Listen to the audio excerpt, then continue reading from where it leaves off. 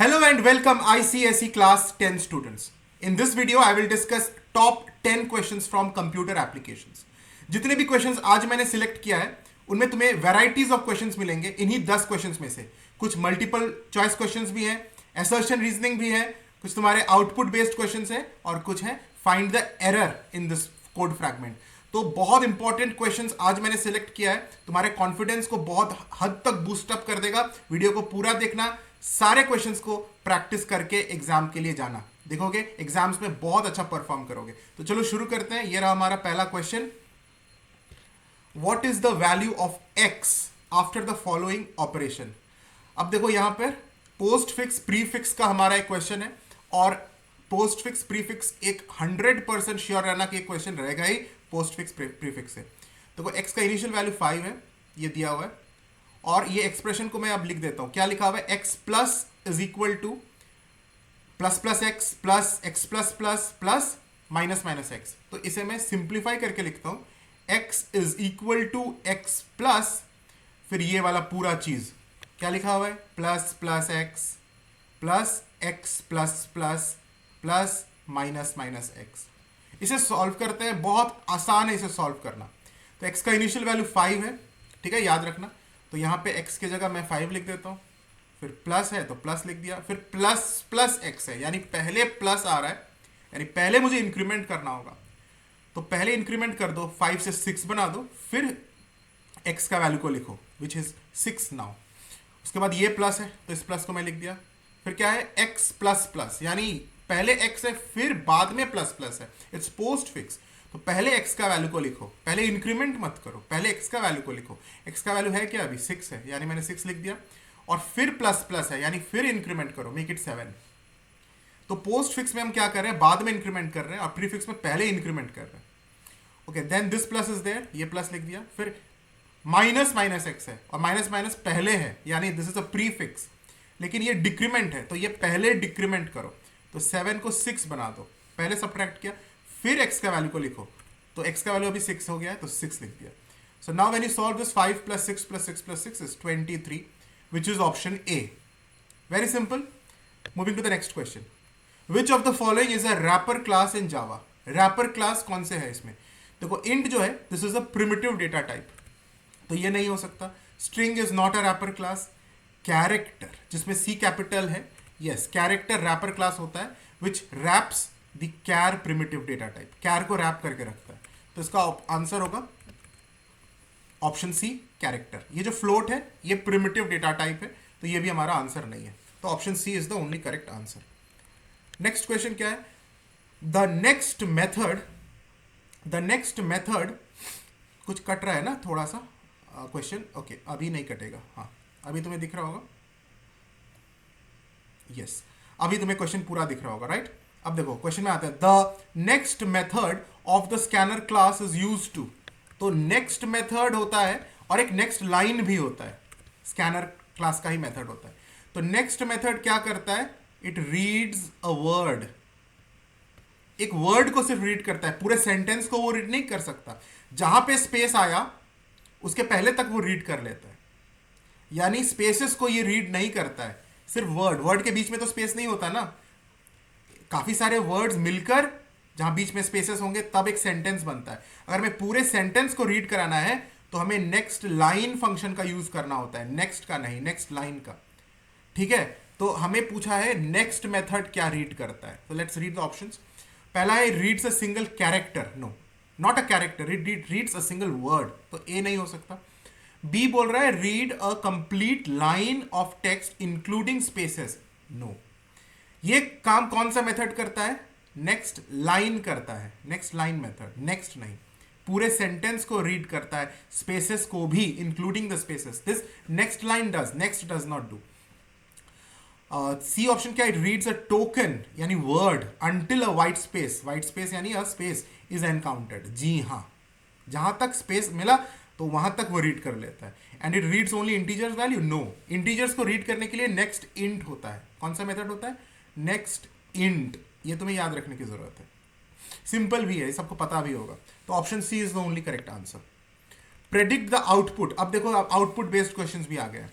मैंने बोला ना कि मल्टीपल टाइप्स के क्वेश्चंस मैंने आज लिया है इस वीडियो में, और मैं रेगुलरली कंप्यूटर के वीडियोस अभी डाल रहा हूँ, कंप्यूटर तुम लोगों का बोर्ड एग्जाम्स स्पेसिफिक क्वेश्चंस, ठीक है। इसके पहले भी मेरा एक आया था टॉप 7 आउटपुट बेस्ड क्वेश्चंस, और बहुत इंपॉर्टेंट क्वेश्चंस मैंने डिस्कस किया था, अगर नहीं देखे हो तो जरूर देख लेना, ठीक है। और उसके पहले भी मैंने एक वीडियो डाला था most important and most expected multiple choice questions के, वो वीडियो नहीं देखे हो तो उसको भी देख लेना। तो अभी कंटिन्यूस मैं डाल रहा हूँ, चैनल को सब्सक्राइब करके डेफिनेटली रखना, बेल को भी प्रेस करके रखना, ताकि कोई भी वीडियोस अभी मिस मत करो, क्योंकि अभी मैं जो भी डाल रहा हूँ ना, देखोगे कि यही सारे क्वेश्चंस बोर्ड्स में तुम्हें मिल जाएंगे, ठीक है। चलो क्वेश्चन में चलते हैं। Predict the output of the following code snippet. हमारा कोड स्निपेट देखो क्या दिया हुआ है, इसको अच्छे से देखो। स्ट्रिंग एस में क्या स्टोर्ड है, ICSE स्पेस 2026। तो ये एस में स्टोर्ड है, एस नाम का एक स्ट्रिंग वेरिएबल है, इसमें स्टोर्ड है ICSE फिर स्पेस देके 2026। तो अब क्या करते हैं ना, इमीडिएटली मैं इनका हर एक का इंडेक्स लिख लेता हूं। I का इंडेक्स 0, C का 1, S का 2, E का 3, यहां जो स्पेस है उसका इंडेक्स 4, स्पेस को मत भूल जाना, स्पेस भी कैरेक्टर है, वो भी अगर है तो उसका भी इंडेक्स होता है, ठीक है। फिर ये 5, इस 0 का इंडेक्स 6, इस का 7 और इस 6 का 8। तो यहाँ पे 0 to 8 टोटल ऑफ 9 कैरेक्टर्स है इस स्ट्रिंग में, एस नाम के स्ट्रिंग में। अब हमें बोला है system dot out dot print L, print करना है क्या, एस डॉट इंडेक्स ऑफ ई, ई का इंडेक्स, यहाँ ई दिख रहा है तुम्हें, ई दिख रहा है, इस ई का इंडेक्स क्या है 3, यानी इंडेक्स ऑफ ई क्या होगा 3, और 3 को मुझे प्रिंट करना है, और 3 प्रिंट हो जाएगा, हमें आउटपुट में 3 प्रिंट हो गया। और यहाँ एल है तो लाइन अब चेंज हो गया, now the cursor is on the next line below 3। अब नेक्स्ट लाइन में क्या प्रिंट होगा, system dot out dot print L S dot substring 0,4 to lower case, यानी मुझे 0 से 4 इसका सबस्ट्रिंग बनाना है। एस मेन स्ट्रिंग है, एस नाम का जो मेन स्ट्रिंग है वहां से सबस्ट्रिंग बनाओ, पोर्शन ऑफ द स्ट्रिंग को उठाओ, 0,4 लिखा हुआ है। 0,4 का मतलब है कि वो 3 तक एक्सट्रैक्ट करता है, 4 को जो लास्ट वैल्यू है उसको नहीं एक्सट्रैक्ट करता है, 0 को एक्सट्रैक्ट करेगा, 1 2 3 इस इंडाइसेस पे जो कैरेक्टर्स हैं उसको एक्सट्रैक्ट करता है। 0 पे क्या है, 1 है, आई मीन आई है, आई को एक्सट्रैक्ट किया, 1 पे सी को एक्सट्रैक्ट किया, एस को एक्सट्रैक्ट किया और ई को एक्सट्रैक्ट किया, क्योंकि 0 1 2 3 यही सारे इंडाइसेस को वो एक्सट्रैक्ट करेगा। 4 लिखा हुआ है, यानी ये जो स्पेस है, स्पेस को वो एक्सट्रैक्ट नहीं करेगा, be very careful, it is always less than the upper limit, 1 less than the upper limit. Okay, lower limit is inclusive but upper limit is not inclusive, that's exclusive, समझ रहे हो ना मेरी बात। तो यहां पे सबस्ट्रिंग 0,4 में ICSE एक्सट्रैक्ट हुआ और उसे लोअर केस में कन्वर्ट कर देंगे, तो ICSE ऐसा लोअर केस में, और वो प्रिंट होगा। प्रिंट होने के बाद ln है, कर्सर नेक्स्ट लाइन में आ गया। नेक्स्ट लाइन में क्या प्रिंट हो रहा है, print ln s dot replace 2,3, यानी जहां 2 है वहां 3 डाल दो, 2 विल बी रिप्लेस्ड बाय 3। इस बात का ध्यान देना, don't think that 3 will be replaced by 2, वैसे यहाँ 3 है भी नहीं, अगर रहता तो ये नहीं सोचना कि 3 will be replaced by 2, no, always the first argument is replaced by the second argument, जब भी रिप्लेस फंक्शन का यूज होता है। और यहाँ तो 2 बार 2 है, कौन सा 2 रिप्लेस होगा, ये क्वेश्चन आता है। तो all the 2s will be replaced bye 3, remember this, यानी ये जब प्रिंट होगा s, तो एक्चुअली ये प्रिंट हो रहा है, s का वैल्यू चेंज नहीं हो रहा है, लेकिन s में 2 3 से रिप्लेस होकर प्रिंट हो रहा है। तो ICSE स्पेस 2 बन जाएगा 3, 3036, ये आउटपुट होगा। तो 3 लाइन है आउटपुट के, देख लो, पहला लाइन में 3 प्रिंट हुआ, दूसरे लाइन में ICSE इन स्मॉल, और तीसरे लाइन में ICSE स्पेस 3036, ये प्रिंट होगा। आसान था ना क्वेश्चन, समझ में आ रहा है ना, मजा भी आ रहा होगा। क्वेश्चंस बहुत सिंपल रहते हैं, अगर तुम कॉन्सेप्ट समझ जाओगे ना तो बहुत आसान है, कुछ भी नहीं है। ओके, नाउ ये जो मैथ क्लास के क्वेश्चंस है, देखो इसको भी मैंने इंक्लूड किया है, आउटपुट बेस्ड क्वेश्चंस, क्योंकि तुम्हें ये मैथ फंक्शंस, सील, फ्लोर, ये सब बहुत बहुत कॉमन है, ये सब पूछता ही है, एकदम पूछता है, बहुत ज्यादा इंपॉर्टेंट क्वेश्चन है ये। Okay, find the output of the following math function, ये हमारा क्वेश्चन 5 है, ठीक है। हमने अभी तक क्वेश्चन 4 तक कर लिया है, ठीक है, 4 क्वेश्चन कर लिए, ये क्वेश्चन 5 है। Find the output of the following, AA is equal to math.sqrt minus 9। Oh my god, negative number का स्क्वायर रूट, तुम्हें क्या लगता है, क्या ये सिंटैक्स एरर है, क्या ये सिंटैक्स एरर है? इसको जब कंपाइल करोगे क्या बताएगा एरर है? नहीं बताएगा, this is not a syntax error. इसका आउटपुट भी आएगा, you will be shock to know. क्या आउटपुट आएगा तुम्हें पता है? और बोर्ड्स में ना यहीं से घुमा फिरा के क्वेश्चन दे देता है जहां पे बच्चे ज्यादा ध्यान नहीं देते हैं। नेगेटिव नंबर का स्क्वायर रूट तो एग्जिस्ट नहीं करता, रियल नंबर होता नहीं है, इमेजिनरी होता है। तो जानते हो जावा में उसे कैसे लिया जाता है? एन ए एन, यानी ए का वैल्यू जब हम स्क्वायर रूट ऑफ 9 -9 कर रहे हैं तो ए का वैल्यू होगा N A N, not a number. N A N का मतलब not a number, a small होता है। तुम इसको ब्लू जे में एक बार रन करके भी देखना, ए को प्रिंट करके देखना, इसी कोड को तुम प्रिंट करके देखना ना क्या होता है। एन ए एन होगा तो ए का वैल्यू। बी का क्या वैल्यू होगा? बी का वैल्यू तो सिंपल है, सील करना है मुझे 4.2 का, तो 4.2 सील में हमें राइट साइड मूव करना है। तो 4.2 के तुम राइट साइड मूव करो और जो तुम्हें पहला इंटीजर मिले उसे एक्सट्रैक्ट करो, उसे उठाओ। तो 4.2 से हम राइट साइड मूव करेंगे तो सबसे पहला इंटीजर मुझे मिलेगा 5, और उस 5 को मैं डेसिमल में कन्वर्ट कर दूंगा, 5.0 बन जाएगा और वही बी में स्टोर होगा। तो बी का वैल्यू है 5.0। तो याद रखना सील में हम राइट वर्ड्स मूव करते हैं और फ्लोर में लेफ्ट वर्ड्स। तो अब नेक्स्ट हमारा फ्लोर करना है जो सी में स्टोर होगा। फ्लोर किसका करना है? -4.2 का। अब देखो -4.2 से लेफ्ट जाना है क्योंकि फ्लोर है, तो -4.2 से लेफ्ट जाओगे तो उधर तो -5 है फर्स्ट इंटीजर। -5 को पिकअप कर लो और उसको फिर डेसिमल में कन्वर्ट करो तो -5.0 हो जाएगा। तो सी का वैल्यू है -5.0। एबीसी का वैल्यू हमें मिल गया। अब हमें प्रिंट करना है, क्या प्रिंट करना है? ए प्लस स्पेस, ए का ए मतलब एन ए एन प्रिंट होगा, फिर एक स्पेस प्रिंट हुआ, स्पेस के बाद बी का वैल्यू क्या है? 5.0, तो 5.0 प्रिंट होगा, फिर एक स्पेस और फिर सी का वैल्यू विच इज -5.0। देख लो अच्छे से, यही आउटपुट होगा, एक ही लाइन में होगा सब, बीच में स्पेसेस हैं, स्पेसेस को भी प्रिंट किया गया है। देख लो इतना सिंपल सा क्वेश्चन है, NaN स्पेस 5.0 स्पेस -5.0। समझ में आ गया ना? आ रहा है ना समझ में? कॉन्फिडेंस बढ़ रहा है ना? अगर अच्छा लग रहा है, समझ में आ रहा है, कॉन्फिडेंस बढ़ रहा है तो लाइक बटन प्रेस कर दो, ठीक है? बाद में फिर तुम लोग भूल जाते हो, इसलिए अभी कर दो। क्वेश्चन 6 में चलते हैं। What will be the output of the following loop यहां से लूप का करली ब्रेसेस देखो ओपन हुआ है और लूप का करली ब्रेस यहां क्लोज हुआ है। तो ये जो तीनों स्टेटमेंट्स है ये तीनों इफ के अंदर में है, आई मीन सॉरी फॉर के अंदर में है, ये फॉर ब्लॉक के अंदर में है। ये वाला भी, ये भी और ये भी फॉर ब्लॉक के अंदर है। और यहां पे देखो कंटिन्यू और ब्रेक दोनों का यूज किया गया है। कंटिन्यू और ब्रेक दोनों जंप स्टेटमेंट्स होते हैं। क्या होते हैं? जंप स्टेटमेंट्स होते हैं। एक अलग से क्वेश्चन भी आता है कई बार, name 2 jump statements in Java. 2 jump statements के नाम बताओ। तो एक है कंटिन्यू, दूसरा है ब्रेक, ठीक है? ये भी कई बार एग्जाम में पूछता है और इनका यूज भी पूछता है। तो उनका यूज अगर तुम्हें पता नहीं है तो अभी तुम्हें यूज समझ में आ जाएगा, क्योंकि इसका जब मैं अभी एक्सप्लेन करूंगा तब इसका यूज अभी तुम्हें तुरंत समझ में आ जाएगा। कंटिन्यू क्या करता है? कंटिन्यू क्या करता है? अपने उसके बाद जितने भी स्टेटमेंट्स है उसको स्किप करके वो नेक्स्ट इटरेशन में आगे बढ़ जाता है। और ब्रेक अगर एनकाउंटर हुआ, ब्रेक क्या करता है? ब्रेक तुरंत लूप से एग्जिट करा देता है, लूप से बाहर कर देगा, एग्जिट करा देगा, यही काम है। चलो इसको अभी ड्राई रन करता हूं मैं, अभी तुम्हें दिखाता हूं। तो स्टार्ट करते हैं। आई का वैल्यू 1 है, कंडीशन ट्रू है, i is less than equal to 5, condition true है। तो लूप के अंदर गया, लूप में ये कंडीशन चेक हुआ, इफ आई इज 3, आई का वैल्यू 3 अगर है तो आई का वैल्यू तो 3 है नहीं, अगर 3 होता तो इफ के अंदर में ये क्या है? कंटिन्यू है, तो वो एग्जीक्यूट होता। ये कंटिन्यू स्टेटमेंट इस इफ ब्लॉक के अंदर में, ये ब्रेक स्टेटमेंट ये दूसरे वाले इफ ब्लॉक के अंदर में। I hope you are getting it, okay? It's simple to understand. तो हमारा कंटिन्यू एग्जीक्यूट होगा नहीं क्योंकि आई का वैल्यू 3 नहीं है, आई का वैल्यू भी 1 है। फिर नेक्स्ट आता है नेक्स्ट लाइन में, इफ आई इज 5 भी नहीं है आई का वैल्यू, तो ब्रेक भी एग्जीक्यूट नहीं हुआ। आगे बढ़ जाते हैं, आगे क्या होगा?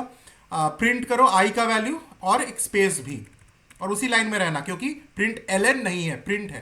तो आई का वैल्यू प्रिंट होगा, यानी आउटपुट में हमें 1 दिखेगा, आई का वैल्यू भी 1 है, ठीक है? 1 है, और एक स्पेस भी प्रिंट होगा। तो आई के बाद एक स्पेस भी प्रिंट हुआ, ठीक है? याद रखना एक स्पेस भी प्रिंट हुआ। फिर ये ऊपर गया, अपडेट में आई प्लस प्लस हो गया, आई का वैल्यू क्या हो जाएगा? 2 हो गया। फिर कंडीशन चेक होगा, condition is still true, condition अभी भी ट्रू है क्योंकि 2 is less than equal to 5, ये ट्रू है। फिर अंदर आया आई इज इक्वल टू 3, नहीं, आई का वैल्यू तो 2 है और 3 के इक्वल नहीं है, तो फिर से कंटिन्यू एग्जीक्यूट नहीं होगा। ये आई का वैल्यू 5 है, नहीं वो भी नहीं है, तो ब्रेक भी एग्जीक्यूट नहीं होगा। फिर क्या होगा, प्रिंट कर दो आई का वैल्यू विच इज 2, तो 2 प्रिंट होगा। याद रखना एक स्पेस भी प्रिंट हुआ था, इसलिए स्पेस को छोड़कर मैंने 2 प्रिंट किया, और 2 के बाद फिर से स्पेस, एक स्पेस प्रिंट हुआ है। तो don't forget that a space after 2 has also been printed.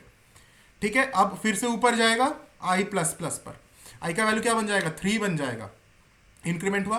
This condition is true, तो अंदर आया। अब जैसे ही अंदर आया, if you see this condition, if block i is equal to 3, ये ट्रू हो जाएगा। अभी तुम्हें कंटिन्यू का देखो क्या होने वाला है। आई का वैल्यू जैसे ही 3 हो गया, तो इफ ब्लॉक तो अब एग्जीक्यूट होगा, कंटिन्यू स्टेटमेंट एग्जीक्यूट होगा, क्योंकि ये ट्रू हो गया। तो इफ के अंदर में जो कंटिन्यू स्टेटमेंट है वो एग्जीक्यूट होगा। अब कंटिन्यू क्या करता है, उसके नीचे कंटिन्यू क्या करता है, कंटिन्यू के नीचे जितने भी स्टेटमेंट्स हैं उन सबको इग्नोर करवा देता है, स्किप करवा देता है, क्योंकि इटरेशन करवाएगा नहीं, और स्किप करवा के वो तुरंत अपडेट में पहुंचा दिया, नेक्स्ट इटरेशन करा देता है।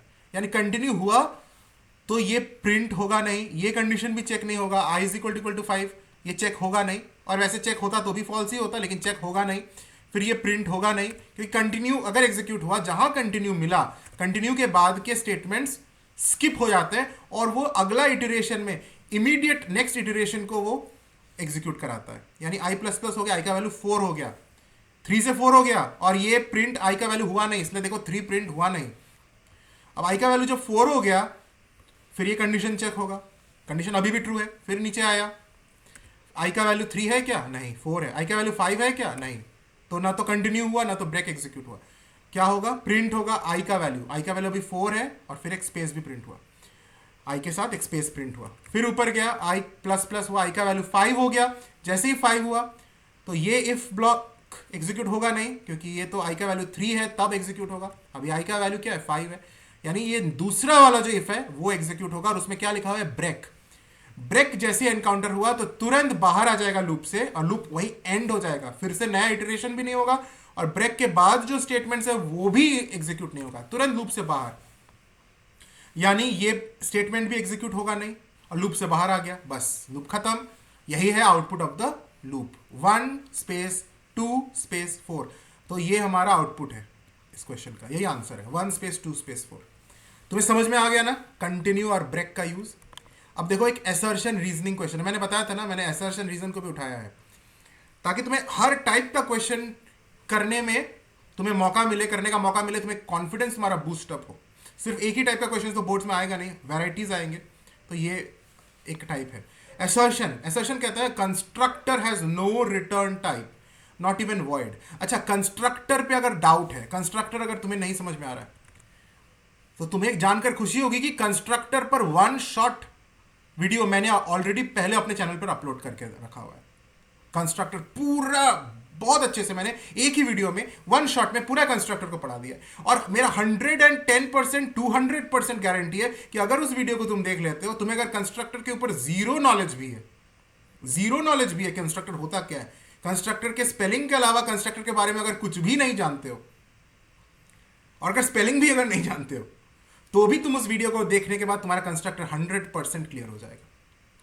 तो इसीलिए अगर क्लियर है तब तो उस वीडियो को देखने की कोई जरूरत नहीं है, अगर नहीं क्लियर है कंस्ट्रक्टर को देखना, मेरे ही चैनल पर है, और उस वीडियो का लिंक मैं इसी वीडियो के डिस्क्रिप्शन बॉक्स में भी दे दिया हूं।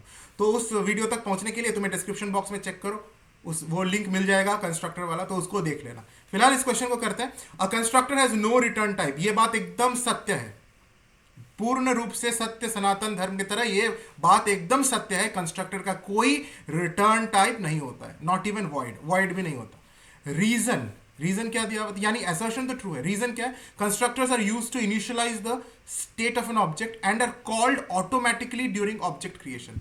ये बात भी बिल्कुल सच है, और ये इसका एब्सोल्यूट रीजन भी है, इसका करेक्ट एक्सप्लेनेशन भी है। तो ऑप्शन ए होगा, both assertion and reason are true and reason is the correct explanation of assertion. ठीक है, सिंपल असर्शन। नेक्स्ट क्वेश्चन भी असर्शन रीजन है। The equality operator is used to compare the contents of 2 string objects. नहीं, 2 string objects का जब भी हम comparison करते हैं, हम इक्वल्स मेथड का यूज करते हैं। इक्वल्स मेथड स्ट्रिंग क्लास का मेथड है, और अगर केस को इग्नोर करके चेक करना है तो हम इक्वल्स इग्नोर केस का यूज करते हैं। इक्वालिटी ऑपरेटर से हम दो स्ट्रिंग ऑब्जेक्ट्स को कंपेयर नहीं कर सकते, तो एसर्शन तो गलत है। रीजन क्या है? The equals method compares the actual characters with in the string. हाँ, दो स्ट्रिंग के एक्चुअल कैरेक्टर्स को अगर हमें कंपेयर करना है तो हम इक्वल्स मेथड का यूज करते हैं, while equality compares memory references को कंपेयर कर लेता है इक्वालिटी ऑपरेटर। तो ये सेकंड वाला जो रीजन है वो ट्रू है, यानी assertion is false, reason is true. तो कौन सा ऑप्शन है? सी है, assertion is false, reason is true. अब देखो, एरर आइडेंटिफाई करने का क्वेश्चन ये भी रहता है, तुम्हारे स्पेसिमेन पेपर में भी है। Identify the error and predict the corrected output. ठीक है, correct output, corrected output, understood. तो यहां देखो, एक एरे है, सिंगल डायमेंशनल एरे, 20 10 10 20 30 40, 4 एलिमेंट्स है। इंडेक्स लिख लेता हूं मैं। 10 का क्या इंडेक्स है? 0, इसका 1 2 और ये 40 का 3।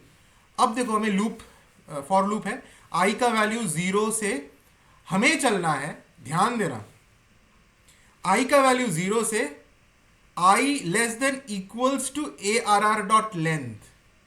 ARR.length, इस एरे का लेंथ होगा क्या? लेंथ का मतलब होता है the number of elements in this array.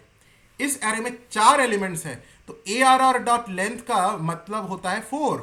ARR.length क्या रिटर्न करेगा? 4 रिटर्न करेगा, क्योंकि इस एरे का लेंथ 4 है। Number of characters, number of elements 4 elements है, 10 20 30 40, 4 नंबर्स है। तो लेंथ, ARR.length विल रिटर्न 4, यानी ये कंडीशन कहां तक जाएगा? i less than equal to 4, i का लास्ट वैल्यू 4 होगा।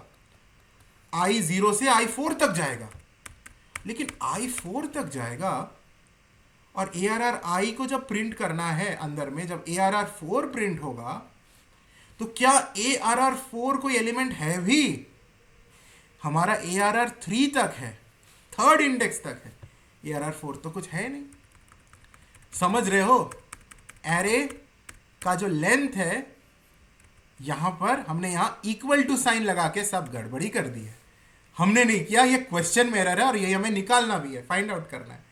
तो ये लूप जो चलेगा, i इज इक्वल टू 0 से i इज इक्वल टू 4 तक चलेगा, जबकि i इज इक्वल टू 3 तक ही चलना चाहिए। तो मैं यहां पे कैसे इसको करेक्ट करूंगा? इक्वल टू साइन को हटा दो, make it just i less than ARR.length and that would be the correct output. इसको कैसे लिखोगे? इसके यहां पे पूरा आइडेंटिफाई द एरर। तो एग्जाम में कैसे लिखोगे? एग्जाम में लिखोगे the loop runs to i is equal to 4 but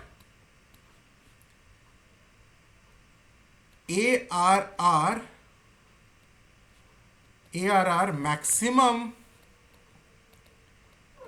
index is, ARR का मैक्सिमम इंडेक्स इज क्या बताओ? 3। मैक्सिमम इंडेक्स इज 3, तो ARR 4 तक जाएगा कैसे? समझ में आया? अब करेक्ट कैसे करेंगे? करेक्टेड आउटपुट, तुम्हें हेडिंग देके इसको करेक्ट आउटपुट को, करेक्टेड आउटपुट, इसका पहले तो तुम यहां पे लिखोगे करेक्शन, क्या होगा? करेक्शन लिखोगे make i less than ARR.length, ये कर दोगे। और करेक्टेड आउटपुट, यहां पे ना आउटपुट तुम्हें एक्चुअली बताना नहीं है, यहां पे क्वेश्चन में क्या है ना, करेक्टेड कोड होना चाहिए। आउटपुट तुम्हें ये नहीं पूछते, क्योंकि इसका तो करेक्ट करके तो आउटपुट तो तुम क्यों बताओगे? ये पूछ रहे हैं करेक्टेड कोड। तो करेक्टेड कोड क्या है? Make i less than ARR.length, और इस पूरे को लिख देना करेक्ट करके, यानी सिर्फ इस इक्वल टू साइन को हटा के करेक्ट करके लिख देना। समझ में आया? तुम्हें कोई आउटपुट लिखने की जरूरत नहीं है। व्हाट इज द, ये लास्ट क्वेश्चन है, बहुत important. What is the value of res? String m is equal to examination. देखो m का वैल्यू क्या है? स्ट्रिंग एक है एग्जामिनेशन, एक स्ट्रिंग है, ये डबल कोट्स के अंदर है, एग्जामिनेशन, ठीक है। और n का क्या वैल्यू है? n है स्मॉल में एग्जामिनेशन, स्मॉल केस में, लोअर केस में। बुलियन रेस एक बुलियन टाइप वेरिएबल है, उसमें हम क्या स्टोर करेंगे? m dot equals ignore case n। m और n को कंपेयर किया गया है इक्वल्स इग्नोर केस से। केस को इग्नोर करके क्या m और n सेम है? बिल्कुल सेम है। अगर हम केस को इग्नोर कर दे तो m भी एग्जामिनेशन है, n भी एग्जामिनेशन है। सिर्फ केस उनका अलग अलग है। हमें इक्वल्स इग्नोर केस लिखा हुआ है तो हम इग्नोर करेंगे तो ये ट्रू रिटर्न करेगा, लेकिन उसके साथ साथ एक और कंडीशन भी चेक करना है। तो इसका आउटपुट तो ट्रू है, लेकिन यहां एंड लगाया हुआ है, और एंड ऑपरेटर जब भी रहता है तो दूसरे वाले को भी ट्रू होना पड़ेगा, तभी फाइनल आउटपुट ट्रू होता है, तभी रेस्ट का वैल्यू ट्रू होगा। अगर यहां एंड की जगह और होता ना, और ऑपरेटर लगा हुआ होता, तो हमें इसको चेक करने की भी जरूरत नहीं होती, क्योंकि और ऑपरेटर में कोई एक भी अगर ट्रू है, या तो सिर्फ ये ट्रू है या तो सिर्फ ये ट्रू है, either of them is true, either one of them is true, then this rest का value would have become true. लेकिन यहाँ एंड लिखा हुआ है तो दोनों को ट्रू होना जरूरी है। तो पहला वाला तो ट्रू हो गया। अब इसको देखते हैं, m dot starts with x, क्या m यानी ये एग्जामिनेशन कैपिटल में लिखा हुआ, क्या वो स्टार्ट हो रहा है x से, ex से? ex से तो स्टार्ट हो रहा है, लेकिन इसका जो x है यहां लिखा हुआ है आर्ग्यूमेंट में स्मॉल x, जबकि वो स्टार्ट हो रहा है e कैपिटल x भी कैपिटल, यानी स्मॉल x यहां पे आ गया है ना पैरामीटर में, आर्ग्यूमेंट में, तो ये फॉल्स करा दे रहा है। It is not starting with ex where x is small, it is starting with both e and x capital, तो ये तो फॉल्स हो गया। तो एक ट्रू है, एक फॉल्स है, और बीच में एंड है, तो ओवरऑल इसका आउटपुट, इसका क्या रिटर्न कराएगा? रेस्ट का वैल्यू फॉल्स रिटर्न करेगा। तो what is the value of rest? Answer होगा फॉल्स। मुझे उम्मीद है तुम्हें बहुत अच्छा लगा, और अभी तक चैनल को सब्सक्राइब नहीं किया हो तो कर लेना, बेल को प्रेस कर लेना, और दोस्तों के साथ इस वीडियो को जरूर से जरूर शेयर करना। चलो मिलते हैं नेक्स्ट वीडियो में। अपना तैयारी अच्छे से करो, और बहुत अच्छे से तुम्हें बोर्ड्स में परफॉर्म करना है सभी लोगों को। All the best.